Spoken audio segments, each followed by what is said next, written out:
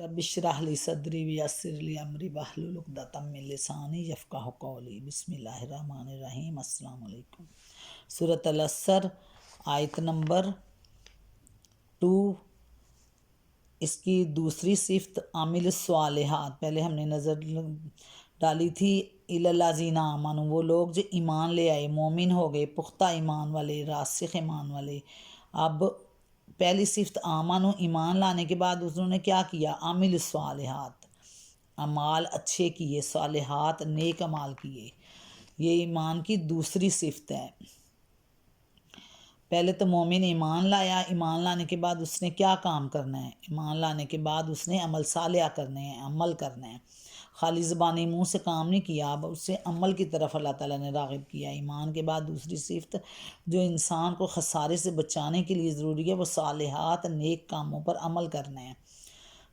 پہلے تو اللہ تعالیٰ نے بتا دیا کہ یہ کام ہے نیک، اب ان کاموں کو اپنے اوپر لاگو کرنا ہے، عمل کرنا ہے ان پہ۔ صالحات کا لفظ تمام نیکیوں کا جامع ہے، جس سے نیکی اور بھلائی کی۔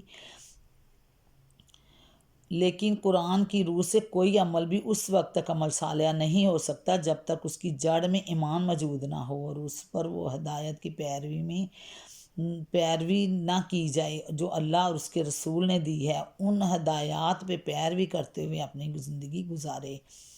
اس لیے قرآن مجید میں ہر جگہ عمل صالح سے پہلے ایمان کا ذکر ہے کہ ایمان میں مکمل داخل ہو جاؤ، اس کے بعد جو عمل کرو گے وہ ایمان کے مطابق ہوگا، اپنے دین محمد کے مطابق ہوگا۔ تو صورت میں ذکر ایمان کے بعد ہی آیا ہے۔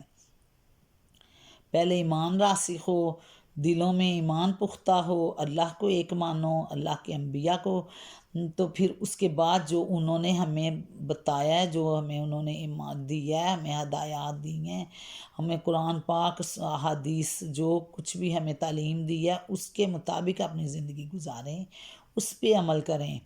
کسی ایک جگہ بھی قرآن میں ایمان کے بغیر کسی عمل کو صالح نہیں کہا گیا، نہ ہی عمل بلا ایمان پر کسی اجر کی امید دلائی گئی ہے۔ دوسری طرف یہ بھی ایک حقیقت ہے کہ ایمان وہی معتبر اور مفید ہے جس کے صادق ہونے کا ثبوت انسان اپنے عمل سے پیش کر رہے، ورنہ ایمان بلا عمل صالح محض ایک دعویٰ ہے جس کی تردید آدمی خود ہی کر دیتا ہے۔ جب وہ اس دعوے کے باوجود اللہ اور اس کے رسول کے بتائے ہوئے طریقے سے ہٹ کر چلتا ہے تو ایمان اور عمل صالح کا تعلق بیج اور درخت کا سا ہے۔ جب تک بیج زمین میں نہ ہو کوئی درخت پیدا نہیں ہو سکتا، لیکن اگر بیج زمین میں ہو، کوئی درخت پیدا نہ ہو رہا ہو، تو اس کے معنی یہ ہے کہ بیج زمین میں دفن ہو کر رہ گیا ہے۔ اس بنا پر قرآن پاک میں جتنی بشارتیں بھی دی گئی ہیں، انہی لوگوں کو دی گئی ہیں جو ایمان لا کر عمل صالح کریں، اور یہی بات اس صورت میں بیان کی گئی ہے۔ انسان کو خسارے سے بچانے کے لیے جو دوسری صفت ضروری ہے وہ ایمان کے بعد عمل صالح ہے۔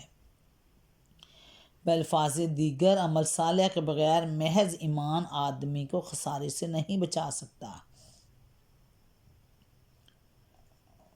اب یہ دوسری صفت ہے تبلیغ کی، عمل کریں خود اپنی ذات پہ۔ پہلے ابھی تبلیغ کریں، عمل الصالحات خود کریں، اپنے اوپر لاگو کریں، خود مثال بنیں، جیسے حضرت محمد صلی اللہ علیہ وآلہ وسلم نے خود عملی زندگی گزار کے دکھائی۔